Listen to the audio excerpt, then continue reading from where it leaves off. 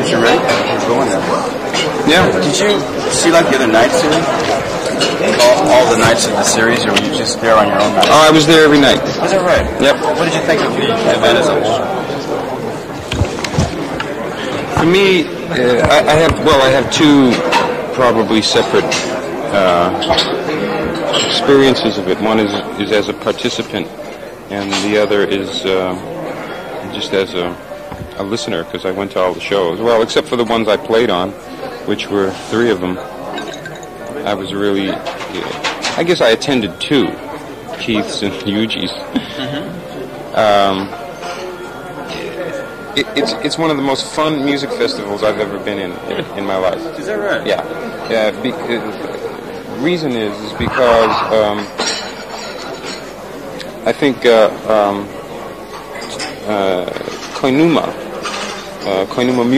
Mr. Koinuma and Koinuma Music, his company, the producers, actually pulled off the impossible. I mean, they put together a combination of music that, in most cases, would be the kind of art that would get played in some corner of existence, you know, and that business people would definitely not be interested in, and he's dealing with esoteric art, you know, to an extent, but communicative and powerful stuff, and he was able to generate somehow or another the right kind of promotion and the right kind of support to afford this festival an environment such as that hall. What's it called? Gotanda? The Gotanda. Yeah, this nice hall. The participation of the orchestra, a wonderful orchestra, the New Japan Symphony, the New Japan Philharmonic, and pull it off, you know. I mean, the audiences came out, the people came, and the music was alive and vital. It was new music. I mean, except for Mozart and Bartok, obviously, but still challenging music, you know. I mean, a totally great music festival that people came to. So I consider it kind of a coup, and a really in the times of commercial music and commercial everything. I consider it a really hopeful, positive statement. If you do think that it's broken ground, what kind of ground has been broken, do you think? Well, the fact that it happened at all is broken ground, because more and more what seems to be is that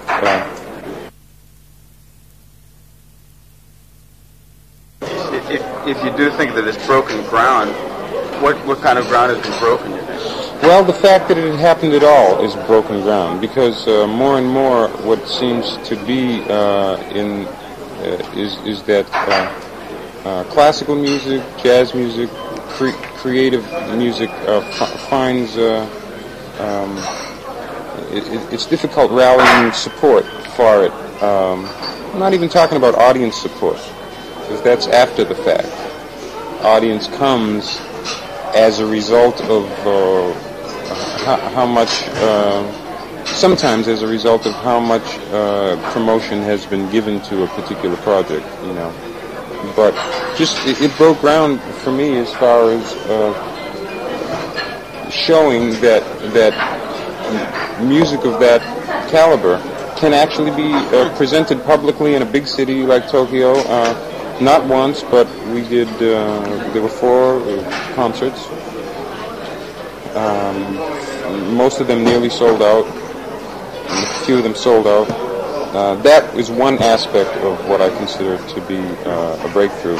The other breakthrough is that just the program, the combination of programs each evening, I think, was very, very adventurous and creative, and new music. I mean, new music doesn't usually get aired. You know, when you go to a concert, the businessmen love to be able to say to an audience, "This is Red Bananas." Of course, you know all about Red Bananas because the record has been out for 6 months. It's on the charts. It's been on the radio. Mr. Bananas has been interviewed 7,000 times on television, and his picture is all over the world. So people come and they know all about Red Bananas, see. But this festival consisted of almost totally new music, newly written music, new premieres of works. It was wonderful. Would you feel like doing the same thing back in, say, New York? You think it would be possible? I would love to. I mean, I wouldn't be as hopeful that it would be as successful there for some reason. Well, first of all, there needs to be someone like a Koinuma who has enough intention and belief in what he's doing to be able to pull it off. You know, he's rare in amongst entrepreneurs and concert promoters. I think what surprised a lot of people was your selection of Mozart material. I mean, if you were to move out of the realm of, say, you know, quote-unquote jazz, people would expect you to maybe go play Satie or something. But you chose Mozart. How did that come about? What led up to that? I don't know how familiar you are with classical music, but or jazz. You say rock is your field, yeah. But well, maybe a brief and light way to say it would be that 20th century classical music, the likes of Bartók and Stravinsky and Satie, which is kind of turn of the century, are more. They're like jazz already. Jazz musicians and modern musicians have actually drawn from this music very obviously. So for someone like myself who's been playing jazz and writing my own music for my life, to play Bartók or Satie is not such a big change in sound for the people who are listening, you know. But to move back along the historical track and touch upon classical music, and especially Mozart, is very unusual, but very, very logical too, because the richness that that still exists in classical music, in music in general, of course, has very, very traceable roots. And this era of classical music, and in particular Mozart's music, along with Beethoven's and Bach's and others, of course, are some of the really, in the past couple of hundred years, wellspring of musical influences on this planet. So, and Mozart is 200 years approximately out of present time, and yet his music is more pure and more direct and more melodic than a lot of what goes on today in contemporary music. So for me, it was a logical choice to go back to a source point rather than to go to some music that's more like my own music. Which is anything but, well, I wouldn't say anything but pure and melodic, but those aren't words that come to mind when listening to your music. I mean, I think maybe purity, yes, but not necessarily melodic. So maybe that's why I think it surprised a lot of people. I guess also it was kind of fortunate that you have a movie like Amadeus out right now that spurs on interest in Mozart as well. Had you actually seen this film? Yeah, I saw the film. What did you think of it? I thought it was pretty. I thought it was like a piece of Hollywood entertainment. Not being the casual observer, but being intensely involved in this music and Mozart's music, and knowing a little bit about his life from having read accounts. I view the movie with some knowledge, and most people that go to see the movie aren't aware of the fact that the actual story of the movie is not really that true. Is that right? Oh yeah. I mean, it's not a total lie, but for instance, the whole part about emphasis of did you see it? No, I haven't seen it. Okay. Well, the whole main plot of the movie, which gives the movie its Hollywood drama, is actually not true. Is that right? And people go away thinking that it is. and it presents Mozart as a kind of silly, foolish guy. And the writer of the movie mistook true high spirit, which was Mozart's, for frivolity, if you know what I mean. So I saw the movie and I thought, a redeeming factor is that the setting, the design and the setting of the era was really done well. And the music, the soundtrack was actually excellent. So. This is probably going to overlap with the last question, but you studied classical for a while at Juilliard, apparently, and then gave it up very shortly. I had an intent. I went to Juilliard for a couple of months. It was a part of my life after high school that others had told me I should go to a music university, and I tried it, and 2 months later I said, I don't want it. So I can't really credit an attendance at Juilliard with anything to do with my musical life. Did it turn you off from classical, though, that type of experience? Did you give it up because of the music or because of the school? I did it because of the music, but at that point I needed more practical experience out on the street and out on the road and playing, and the school atmosphere seemed very stuffy to me, and it just wasn't the right moment for me to get into it. And I don't really consider that I've been a student of classical music until very recently, in my old age. How did that come about? What led to that? Well, several things. First of all, there'd been this love of classical music since being young, and yet never even conceived that I would want to perform this music. Figuring that having been backed off by the classical music environment and the rigidity of it and the negative aspects of it, But as the years go on, my love for this music is so much that I begin to feel that it's, in a way, dishonest of me with myself to not play some of this music in public because I love it so much. How many lumps of sugar do you want?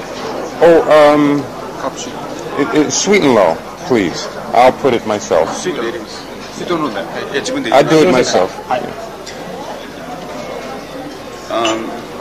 You've mentioned rigidity as a negative aspect of the music. What you mean rigidity in the interpretation of the music by other musicians? Partly, a kind of how can I put it? A kind of a regard for the dead composers that goes beyond just a pure recognition and love of what they did, but goes into a kind of awesome idolatry that is unnatural, and is antithetical. I don't know if that word works. It goes against, is what I'm trying to say, the feeling of making music. I mean, you can't make any kind of music, whether it be dance music like rock or really just music for the soul and spirit like classical music. You can't make any music in a tight environment. There has to be ease, and there has to be love, and there has to be an affectionate environment. And some of this reverence for the written note has turned into dogma, I think, and so the classical environment becomes quite stiff in that regard. I mean, but that's just the negative part of it. There's no sense in dwelling on it. I mean, as a jazz musician, and as if there's anything that I've learned from working for years, it's to be relaxed with music to begin with. Do you think you were successful in conveying this emotion that you had originally felt from it? Do you think that was communicated to the audience? The emotion that I would like to communicate. Yeah, well, in other words, you say you need to feel affection for music, and Yes. that's probably the original intention of the author. Yes. And people, the academicians who would prefer to play it in a more rigid I see. manner, probably take that out. Do you think you put it back in? I'd like to think that I put some back in. I don't know. You know, I'm a novice at it. And in actual fact, this performance with the orchestra on these concerts was my first public performance of any solo piano music of classical music. So I'm no authority at it. I just know that I know what my own love for the music is, and I hope that some of that, or a lot of that, at least, was communicated. I hope so. How about Keith? Did you learn anything from the way he performed it? Absolutely. What type of stuff did you feel from him that, say, you wouldn't have felt from another performer or even yourself? Well, Keith is just a great musician. And he probably, more than any other musician who has come from the jazz background, has made some real positive strides and inroads into playing classical music. He plays classical music even though he's young at it, with a wisdom of the ageless musician that he is, you know. And in doing so, I think he helps really break new ground and for one, demonstrate the ridiculousness of categories. So I mean, that's just like in a more social and cultural way what I think he's doing. Just as a musician and a piano player, he's just superb. He's one of my favorite musicians. You said break down categories. Do you mean he doesn't perform classical, he doesn't perform jazz, he performs Keith Jarrett's music? Well, no, that's not what I'm saying either, because he does all three things that you just mentioned. He performs Keith Jarrett's music, his own music. He performs jazz, of course not on this festival. He performed no jazz, but he's about to do a tour of jazz with his trio. And he performed classical music, each having its own integrity. That's kind of what I meant. How is it that you got together with him? What led up to that? It was a series of things, starting with Koinuma's idea of this festival, and wanting to include myself and Keith in some way. Koinuma's been promoting my own tours here for years and years, and Keith's. So he was kind of a meeting point for the both of us, and this festival was. And the idea of performing new music and written music started to come about, and I thought how much fun it would be to just play something together with Keith. And then he replied in a letter, well, how about a Mozart tune together, rather than playing jazz together, which we both have done all our lives. I thought, gee, that's a great idea, you know. And then I said, well, what about the double concerto? Since I had learned that piece a year and a half prior and did it in Europe. And he thought about that for a while and said, yeah, let's do it. And kind of one thing, it kind of got created like that. So he's one person you'd always wanted to work with. Recently, I thought it would be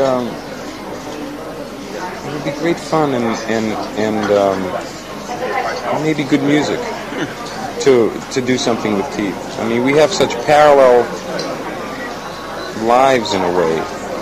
We have had, and yet our paths musically have never really crossed, except in the early days, unintentionally. We were both in Miles Davis's band for a couple of months. how is it working with another piano as opposed to, say, other instruments? You mean just the two pianos? Yeah. Two pianos? Well,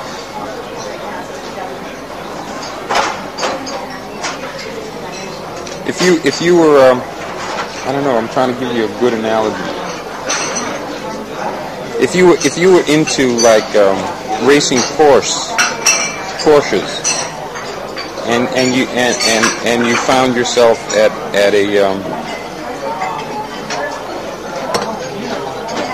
a gathering of like 10 other guys who loved racing Porsches, you know, you would have such an instant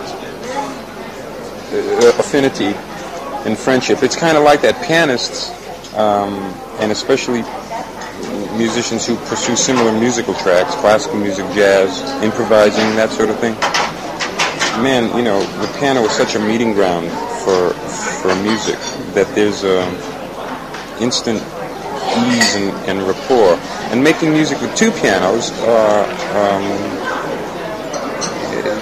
it can be like playing two symphonies, you know.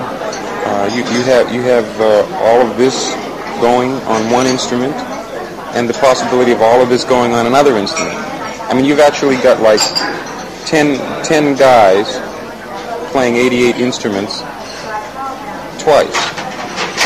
It's kind of one way to look at it, you know. You've got all this possibility of sound, and it's just great fun. I love playing two pianos. Do you think anything stands in the way of other pianists getting together in the same way? Is there like a clash of ego? Is it hard to mix pianos? I think among, say, other musicians, people with like such different styles that really blend. Well, piano more than any other instrument, if you double it and make two of them, as opposed to doubling violins and making two of them, or flute or whatever, when you double a piano, you will have, not only do you have double possibilities, but you have double problems, because pianists are used to playing with a lot of notes at once. Boom.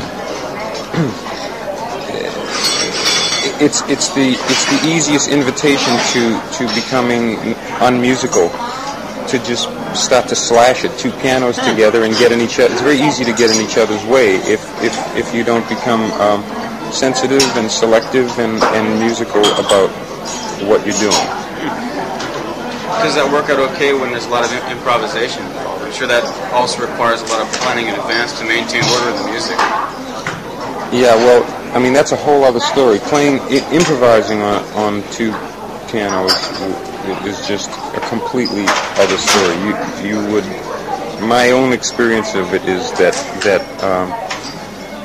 so many conditions have to be right and be met in order for really music to be made. Otherwise, it's very easy to just, for the whole thing to sound like chaos. And what about this time around? It was all basically arranged in advance and you're reading off music. Well, this time we played Mozart's double concerto, and Mozart wrote the music, and I couldn't feel in better hands, you know. You mentioned that jazz is very similar to stuff like Satie, Stravinsky, you know, the contemporary music of this century. You make the transition very easily from one to the other as a listener, I take it. How about your fans? Do you think it's as easy for them to say, get into that stuff as it has for you? No, I wouldn't expect it to be, for the most part.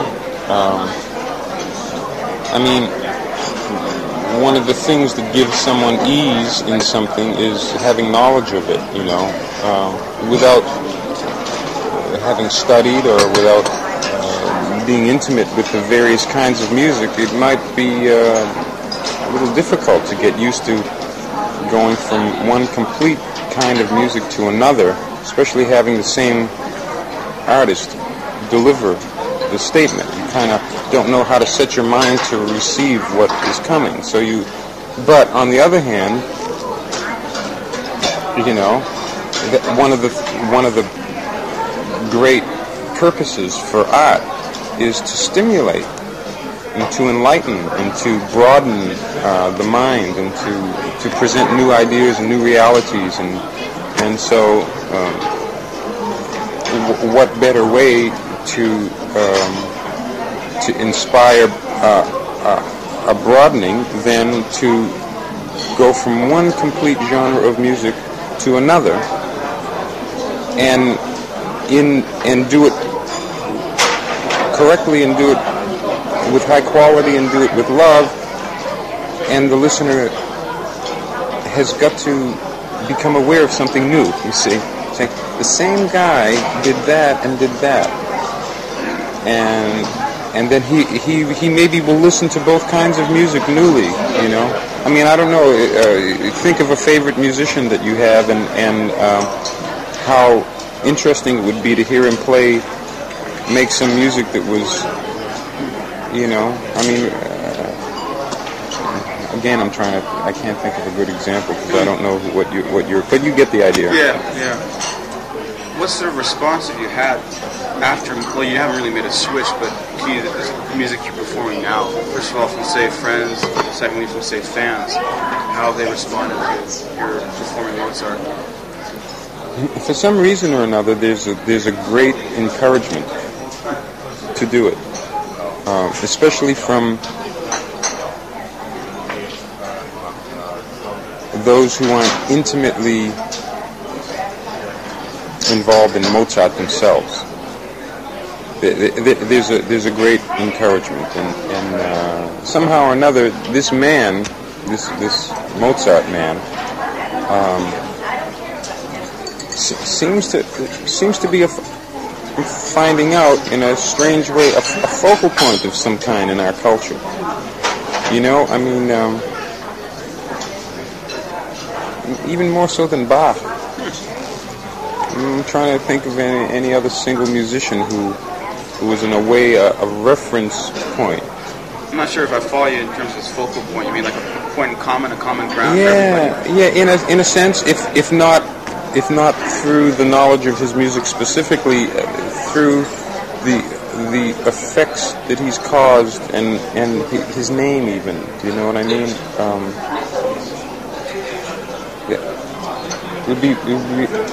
It would be difficult to find someone who never heard the name to begin with, and then when you get into a more knowledgeable area of people who actually listen to music, which is a pretty big chunk of humanity, I'd like to think.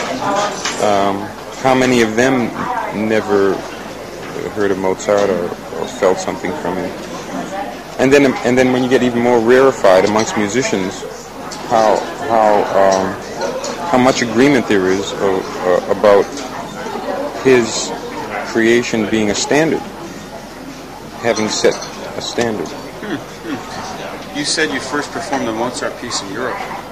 That must have been like a real acid test, because everybody takes their music seriously, but I imagine in Europe it's taken about as seriously as anywhere else. Well, if I had to do it over again, I may not have done it. I did it very naively. I did it not thinking about my reputation or being compared to a kind of music that has so much opinion invested in it. And I did it very naively out of, gee, I'd love to play this piece of music, and there was a invitation for me to do it from one of the great Mozart players, Frederick Gulda. Is that right? And so I thought, yeah, I'd love to do it. I mean, it came out of me asking him for a music lesson, sort of. I heard him play Mozart, and I said, Gulda, that's great. I'd like to learn more about that. And a month later, he sent me the score to my house, and he said, okay, let's play this together next year. And I naively agreed, and then had work cut out for me that I had no idea what I was getting myself into. What did he think of the finished product, the actual performance? It's hard to tell. I think he liked it. He was encouraging, and the conductor, who was a great man and a great musician named Nicholas Encore, was also very encouraging to me. So, you know, I got anything but put down, and I knew I was new at it, but I also brought some of my new music to the festival that we did, and so I think there was a nice exchange. I think if I wasn't a composer myself, and wasn't a maker of new music, I wouldn't be so easily encouraged to go ahead as a performer toying with this stuff. Getting down to the last couple of questions here. Back, I guess, in the early 70s, you were one of the few artists on the true cutting edge of the fusion thing. And I think people associate you, with the front line of music, as it were. Now that you're doing classical, do you think a lot of people will be led in that direction? Say, well, geez, Chick is doing classical. Boy, that must be where it's at now. Yeah. Well, first of all, just for the record, let it be known that I'm not now doing classical music. I mean, this is a real special project for me to play this Mozart. I don't consider it a professional career. I consider myself a novice with this music, and I intend to continue to study it. And but the main meat of my communication and my performance is still my own written music, my own improvised music, and my own electric music. So, of course, I hope that those that do hear that through my interest and involvement in some classical music, that it will encourage some listeners who aren't aware of classical music to maybe, enrich themselves. And that's since communication will have been completed. Well, part of it, I mean, see,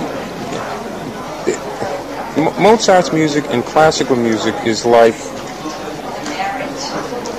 it's a thing like it's so rich and deep and beautiful and so much a part of the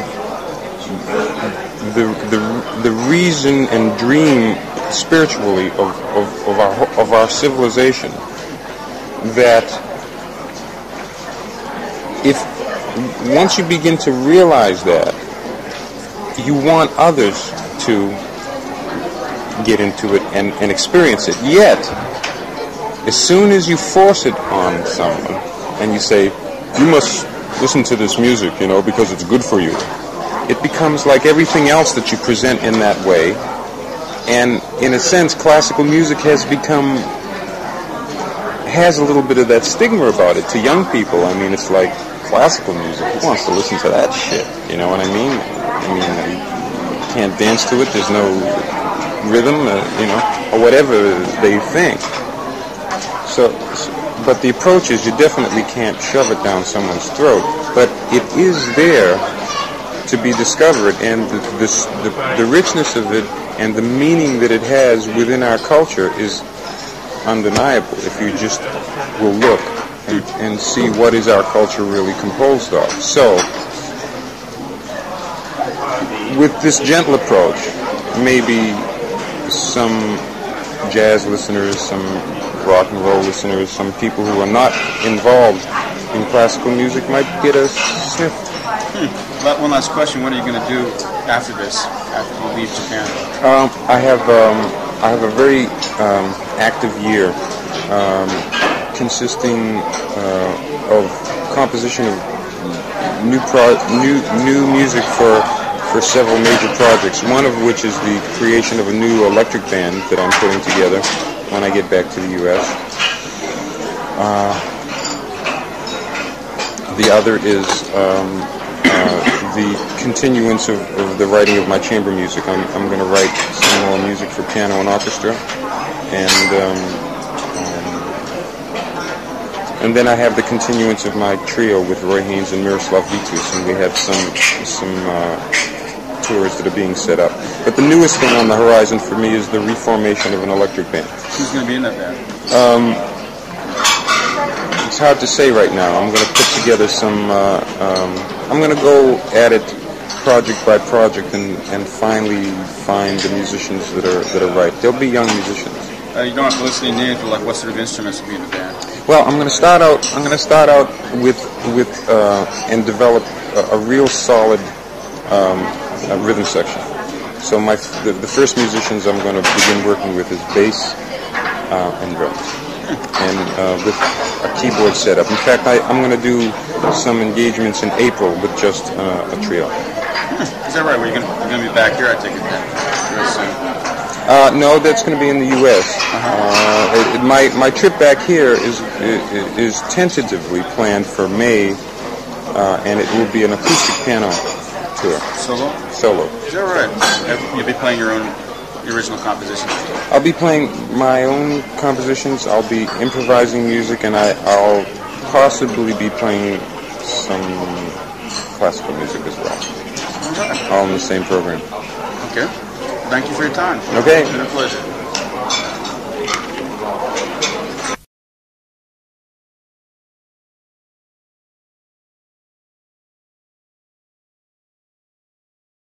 Finds it's difficult rallying support for it. I'm not even talking about audience support, because that's after the fact. Audience comes as a result of how much, sometimes as a result of how much promotion has been given to a particular project, you know. But just it broke ground for me as far as showing that music of that caliber can actually be presented publicly in a big city like Tokyo. Not once, but we did. There were 4 concerts. Most of them nearly sold out. And a few of them sold out. Promotion and the right kind of support to afford this festival an environment such as that hall. What is it called? Gotanda? The Gotanda. Yeah, this nice hall. The participation of the orchestra, a wonderful orchestra, the New Japan Symphony, the New Japan Philharmonic, and pull it off, you know. I mean, the audiences came out, the people came, and the music was alive and vital. It was new music. I mean, except for Mozart and Bartók, obviously, but still challenging music, you know. I mean, a totally great music festival that people came to. So I consider it kind of a coup, and a really in the times of commercial music and commercial everything. I consider it a really hopeful, positive statement. If you do think that it's broken ground, what kind of ground has been broken, you think? Well, the fact that it happened at all is broken ground, because more and more what seems to be is that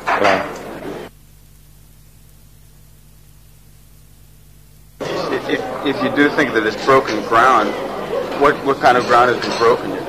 Well, the fact that it happened at all is broken ground, because more and more what seems to be is that classical music, jazz music, creative music. Is you ready? We're going there. Yeah. Did you see like the other nights here? All the nights of the series, or were you just there on your own night? Oh, I was there every night. Is that right? Yep. What did you think of the event as a whole? For me, I have 2 probably separate experiences of it. One is as a participant, and the other is just as a listener, because I went to all the shows. Well, except for the ones I played on, which were 3 of them. I was really, I guess I attended 2, Keith's and Yuji's. It's one of the most fun music festivals I've ever been in my life. Is that right? Yeah. The reason is because I think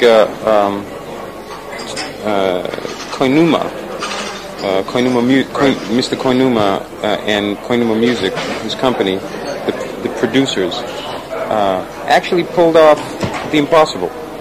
I mean, they put together a combination of music that, in most cases, would be the kind of art that would get played in some corner of existence, you know, and that business people would definitely not be interested in, and He's dealing with esoteric art, you know, to an extent, but communicative and powerful stuff. And he was able to generate somehow or another the right kind of